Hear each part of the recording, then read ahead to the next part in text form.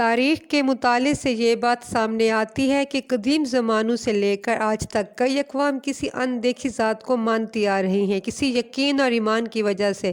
مغربی سائنسدان اس بات کو ماننے پر مجبور ہیں کہ ایک خدا پر یقین ایک انسان کی پیدائش کے ساتھ ہی ایک انسان کے دماغ میں موجود ہوتا ہے، جو واحد چیز ہے جس کے بارے میں ایک انسان کو سیکھنا نہیں پڑتا۔ اس بات کا اقرار سورۃ الاعراف کی آیت نمبر 172 میں اس طرح موجود ہے: اور جب تمہارے پروردگار نے بنی آدم سے یعنی ان کی بیٹیوں سے ان کی اولاد نکالی تو ان سے خود ان کے مقابلے میں اقرار کرا لیا، یعنی ان سے پوچھا کہ کیا میں تمہارا پروردگار نہیں ہوں؟ تو وہ کہنے لگے، کیوں نہیں، ہم گواہ ہیں کہ تو ہمارا پروردگار ہے۔ یہ آیت اس بات کی گواہی دیتی ہے کہ ہر انسان پیدائشی طور پر اللہ کی ذات سے متعارف ہوتا ہے۔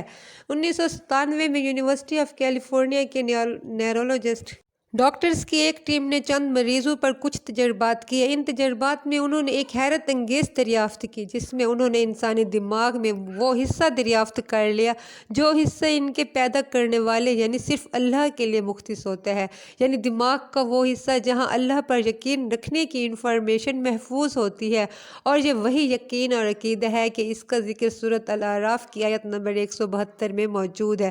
مزید حیرانی کی بات یہ ہے کہ دماغ کا یہ مخصوص حصہ بالکل ایک کمپیوٹر چپ کی طرح ہے۔ اس میں اس وقت بجلی کے کرنٹ شروع ہو جاتا ہے جب ایک انسان اللہ کے بارے میں ذکر سنتا ہے۔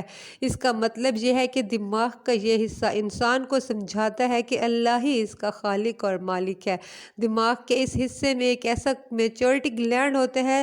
اس میچورٹی گلینڈ کے بالکل نیچے کچھ جگہ چھوڑ کر ایک اور حصہ ہوتا ہے جیسے کہ خلیہ یعنی سیل ہوتا ہے، جس میں بھی اس حصے کی طرح بجلی جیسے کرنٹ پیدا ہوتے ہیں۔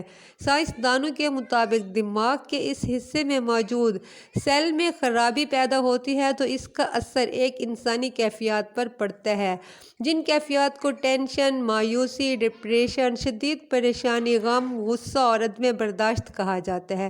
اس اکیلے سیل میں پیدا ہونے والی اس خرابی کو دور کرنے کے لیے اب تک کوئی دوا نہیں بن سکی، اور جو دوائیں ان کیفیات کو دور کرنے کے لیے استعمال کی جاتی ہیں وہ دماغ کو کچھ دیر کے لیے سن کر دیتی ہیں، لیکن ان کا اثر ہمیشہ نہیں ہوتا، بلکہ کچھ دیر ہی بعد ختم ہو جاتا ہے اور ایک انسان دوبارہ اس کیفیت میں مبتلا ہو جاتا ہے۔ اگر اس سیل میں کوئی خرابی نہیں ہوتی تو کوئی شخص کبھی پریشان نہیں ہوتا اور نہ ہی کوئی اپنے حواس کھو کر پاگل ہوتا۔ 1991 کے ٹائم میگزین کے ایک شمارے میں یہ خبر چھپی کہ دنیا بھر کے قابل سائنسدانوں کی ایک ٹیم نے 20 سال کی محنت اور لاکھوں ڈالر صرف اسی لیے خرچ کر دیے کہ وہ انسانوں کے سکون کے لیے ایک بہترین حل تلاش کر سکے، جس میں کسی انسان کو پھر کبھی غم زدہ نہ ہونا پڑے۔ اس تمام ریسرچ کے بعد وہ اس نتیجے پر پہنچے کہ دماغ کے اس حصے میں موجود اس سیل کو ایک خاص روشنی یعنی لیزر تھراپی سے گزارا جائے تو وہ خراب سیل دوبارہ اپنی اصلی حالت میں آ سکتا ہے۔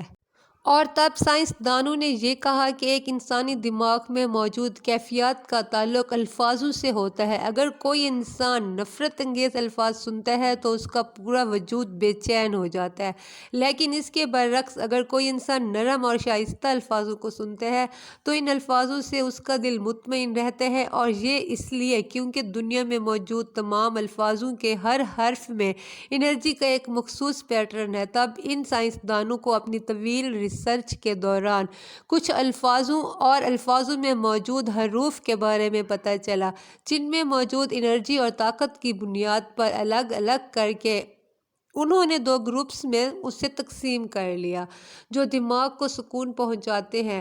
پھر انہوں نے کچھ دماغی مریضوں کو اکٹھا کیا اور ان کو بھی 2 گروپس میں بانٹ لیا، اور ان میں سے ایک گروپ کو وہ الفاظ سنائے گئے جو انسانوں نے اپنی ریسرچ کے دوران معلوم کیے تھے، اور ایک گروپ کو کچھ ایسے الفاظ سنائے جو نفرت پر مبنی تھے۔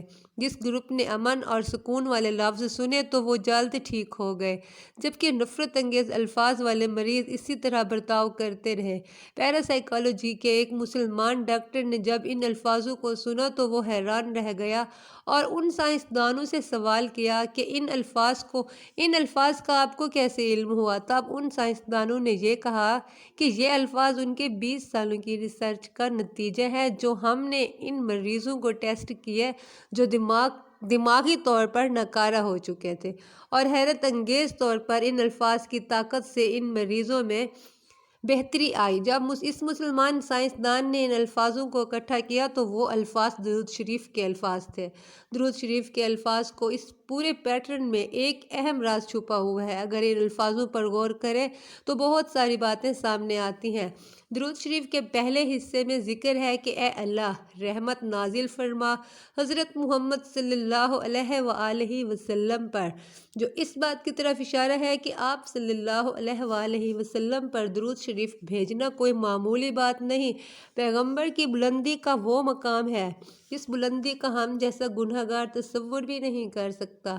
اس پہلے حصے میں آپ صلی اللہ علیہ وآلہ وسلم ہمیں یہ بات سکھا رہے ہیں کہ ہم اللہ سے درخواست کریں کہ اللہ اپنے نبی پر درود بھیجے، کیونکہ ہم اس بلندی سے اتنی پستی میں ہیں کہ ہم اس قابل نہیں کہ ہم نبی پر درود بھیجیں۔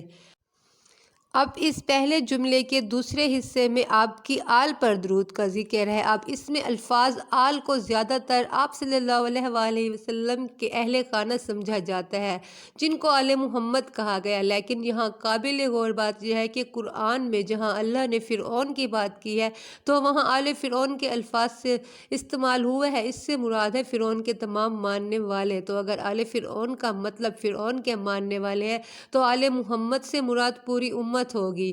اس کی ایک اور بڑی وجہ یہ بھی ہے کہ حضرت محمد صلی اللہ علیہ وآلہ وسلم رحمت للعالمین ہے، تو یہ بات ممکن ہی نہیں کہ یہاں رحمت صرف آپ صلی اللہ علیہ وآلہ وسلم کے اہل خانہ یعنی خاندان پر بھیجی جائے، بلکہ اس سے مراد آپ صلی اللہ علیہ وآلہ وسلم کا تمام خاندان اور تمام امت ہے۔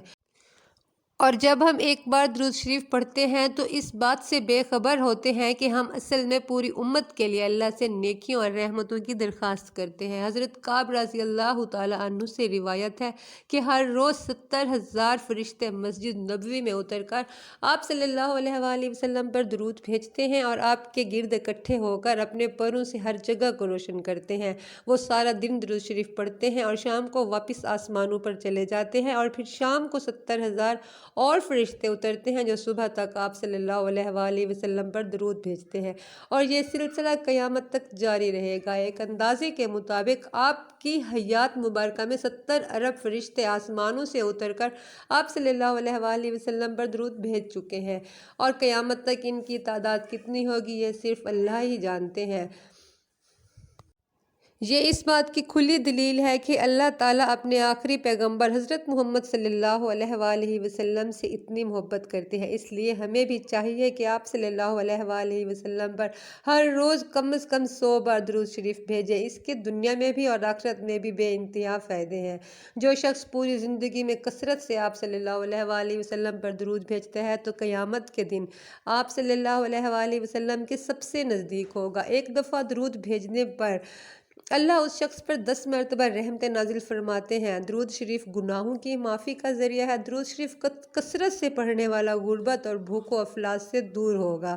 درود شریف پڑھنے سے دل صاف ہو جاتا ہے، سوچ صاف ہو جاتی ہے، اور ایک انسان سکون اور امن کے ساتھ زندگی گزارتا ہے۔